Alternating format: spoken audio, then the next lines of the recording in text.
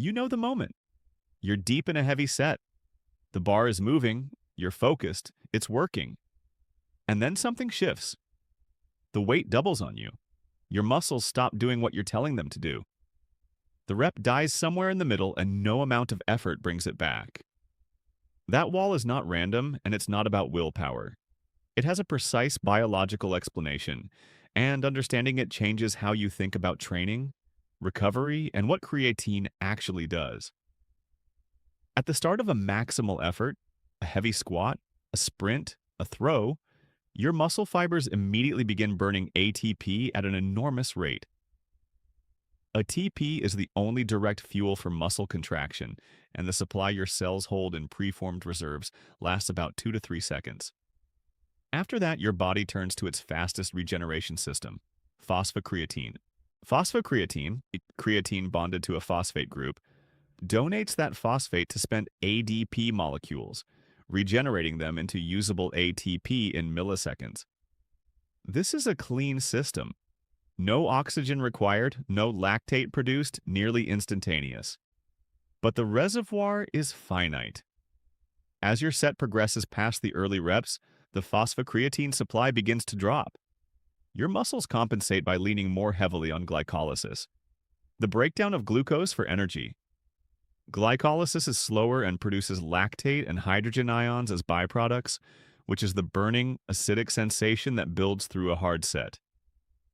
By the time you hit that wall, you've crossed from predominantly phosphocreatine-powered reps into predominantly glycolytic territory. The muscle fibers can no longer regenerate ATP fast enough to maintain contraction force, and the set ends. This is why the wall typically appears at rep 4 to 8 in a strength exercise, not rep 1 to 2. Those early reps are still phosphocreatine rich. It's also why the wall moves. As you get fitter, your muscles become better at all aspects of energy metabolism, which pushes the threshold slightly further back. But the fundamental ceiling is still set by how much phosphocreatine you loaded going into the set. Creatine supplementation directly addresses this by raising your phosphocreatine starting point. Studies using muscle biopsy techniques have shown that consistent creatine supplementation increases total muscle phosphocreatine content by 15 to 40% above unsupplemented baseline in most individuals. That larger reservoir means the fast, clean energy system sustains your power for longer before glycolysis has to take over. You get an extra rep or two, or three, before the wall arrives. And those extra reps at near maximal effort are not trivial.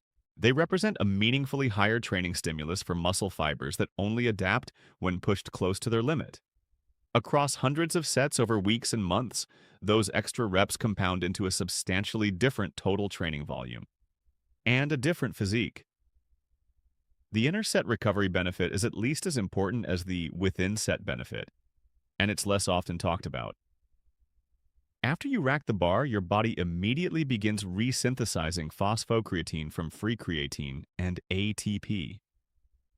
This recovery is driven by aerobic energy production in the mitochondria, and its rate is limited by how much creatine is available in the muscle to be rephosphorylated.